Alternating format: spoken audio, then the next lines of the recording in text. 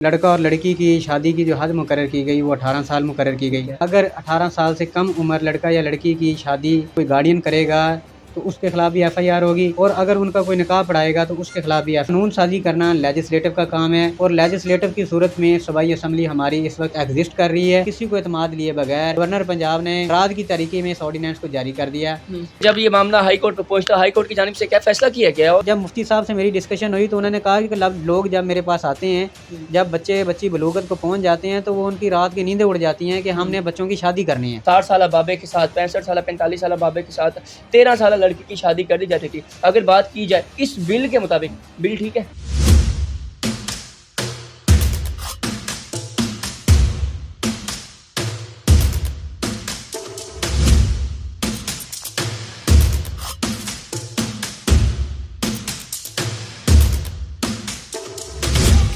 अस्सलाम वालेकुम, आप देख रहे हैं आईएम न्यूज़। मैं हूं आपका मेज़बान फराज मलिक। गवर्नर पंजाब की जानिब से एक ऑर्डिनेंस पास किया गया था, शादी ऑर्डिनेंस। शादी ऑर्डिनेंस के मुताबिक अगर आपके वालिदैन आपकी 18 साल से कम उम्र में आपकी शादी करेंगे तो निकाह खान भी गिरफ्तार होगा और आपके जो वालिदैन हैं वो गिरफ्तार होंगे। उसके बाद इस बिल के बाद, इस ऑर्डिनेंस के बाद मुल्तान के और पाकिस्तान के सियासी व समाजी हलकों और उलमा कराम में तशवीश की लहर दौड़ गई। मारूफ मजहबी स्कॉलर मुफ्ती अब्दुल कवी की जानिब से एक पिटीशन दायर की गई, उसके खिलाफ पिटीशन दायर की गई। क्यों दायर की गई, इस वाले से बात करने के लिए हमारे साथ आसिफ चौधरी एडवोकेट साहब मौजूद हैं। उनसे बात करते हैं कि पिटीशन दायर की गई और ये फैसला क्या है, इन्हीं के ज़बान जानते हैं। अस्सलाम वालेकुम जी, बिस्मिल्लाहिर्रहमानिर्रहीम। सबसे पहले तो मैं ये बताऊं कि गवर्नर पंजाब की जानिब से अंडर आर्टिकल 1 to 8 एक ऑर्डिनेंस जारी किया गया जिसका नाम था the child restraint marriage ordinance 2026। ठीक है। उसके तहत जो इसमें जो उन्होंने प्रोविज़न डाली उसमें ये थी कि एक तो जो लड़का और लड़की की शादी की जो हद मुकर्रर की गई वो 18 साल मुकर्रर की गई कि 18 साल से कम जो है लड़का या लड़की उनको माइनर समझा जाएगा। एक प्रोविज़न इसमें ये डाली गई कि अगर 18 साल से कम उम्र लड़का या लड़की की शादी कोई गार्डियन करेगा तो उसके खिलाफ भी एफआईआर होगी, अगर उनका कोई निकाह पढ़ाएगा तो उसके खिलाफ भी एफआईआर होगी। ठीक है। और इसमें सज़ाएँ मुकर्रर की गई, 10 लाख रुपए जुर्माना तक 3 साल सज़ाएँ या इससे भी सज़ाएँ ज़्यादा मुकर्रर की गई। मेन दो ग्राउंड के ऊपर, एक तो जो गवर्नर पंजाब ने अंडर आर्टिकल 1 to 8 ये ऑर्डिनेंस जारी किया, क्योंकि ये आर्टिकल जो है ये उस वक़्त गवर्नर की तरफ से इस्तेमाल किया जाता है जब कोई सूबे के अंदर एमरजेंसी हो, क्योंकि कानून साजी करना लेजिस्लेटिव का काम है। और लेजिस्लेटिव की सूरत में सूबाई असम्बली हमारी इस वक्त एग्जिस्ट कर रही है और वो मौजूद है और तमाम मेंबरान भी मौजूद हैं। अच्छा आसिफ, मुझे बताइएगा कि जब भी कोई बिल पास होता है, ख़ासतौर पर इस्लामिक बिल पास होता है जिसमें उलमा कराम को भी लूप में लाया जाता है, इसमें उलमा कराम को लूप में लाया गया क्योंकि उलमा कराम की जानिब से एक तशवीश की लहर दौड़ी गई और इन्होंने बिल्कुल इसको नामंजूर किया। जी बिल्कुल, मैं वही अर्ज़ कर रहा था कि मैं इसको ज़रा डिटेल में आपको बताऊँ कि एक तो जब लेजिस्लेटिव जो है कानून साजी करना लेजिस्लेटिव असम्बली का काम है, तो इसको बाईपास किया गया, कलरफुल एक्सरसाइज की गई। गवर्नर पंजाब ने किसी से भी डिस्कस किए बगैर, आप तो उलमा कराम की बात कर रहे हैं, इसमें कौमी सूबाई असम्बली से भी इसको बाकायदा जो है डिस्कस नहीं किया गया।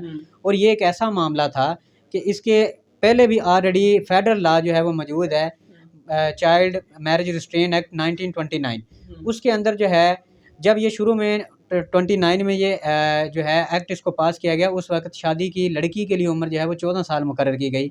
एनी हो, बाद में इसको अमेंडमेंट करके इसको 16 साल किया गया। अब तो बिल्कुल ही जो है वो 18 साल कर दिया गया। ठीक है। जबकि वो एक्ट जो है एग्जिस्ट कर रहा है, उसकी मौजूदगी में गवर्नमेंट ऑफ पंजाब ने एक कलरफुल एक्सरसाइज करते हुए, जैसे कि मैंने आपको अभी बताया, किसी को एतमाद लिए बगैर गवर्नर पंजाब ने रात की तारीखी में इस ऑर्डिनेंस को जारी कर दिया।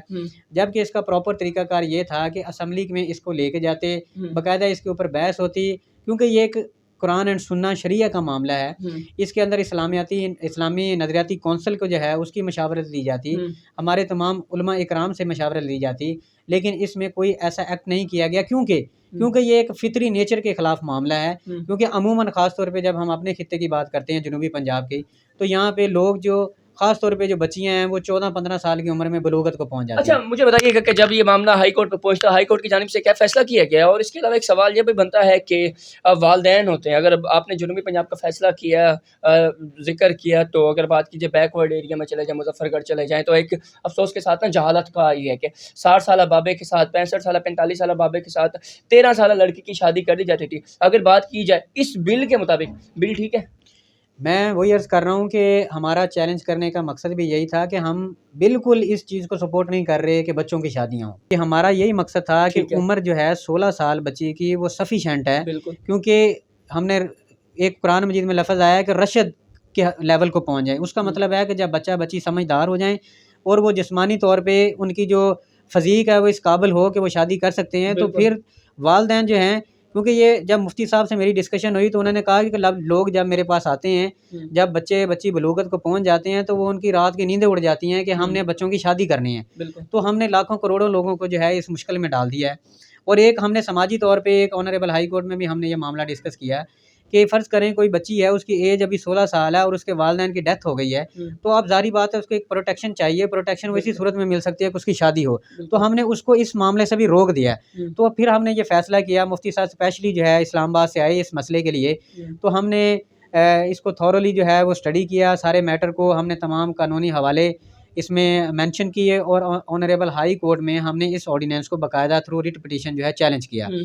तो पहले तो सबसे पहले जो हमें यहाँ पे एक इश्यू आया वो ये था कि ये चूँकि ऑर्डिनेंस है, रजिस्ट्रार ऑफिस की तरफ से ये मैटर सामने आया कि हम ये matter before honourable chief justice of Lahore high court जब भेजते हैं कि आया इस केस की समाअत जो है वो लाहौर प्रिंसिपल सीट पे होगी, मुल्तान बेंच में होगी, या इसके लिए अलहदा से कोई ठीक है। बेंच जो है वो कॉन्स्टिट्यूट किया जाएगा। हाँ। एनी हो, 2 दिन की रजिस्ट्रार ऑफिस की तरफ से हमें इत्तला मिली कि इसको मुल्तान बेंच पे जो है फ़िक्स किया जा रहा है Chaudhry Sultan his lordship mister justice Chaudhry Sultan Mahmood के पास। तो 23 तारीख को इस केस की बाकायदा जो है समाअत हुई।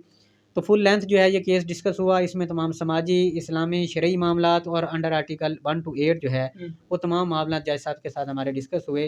तो जज साहब ने फिर इसके ऊपर जो है हमें ऑब्जर्वेशन दी है कि under article 223D of constitution of Pakistan, क्योंकि ये मामला कुरान एंड सुन्ना के ख़िलाफ़ है, तो उन्होंने हमें ये कहा कि आप इसको फेडरल शरीयत कोर्ट ऑफ पाकिस्तान में जो है वो चैलेंज करें।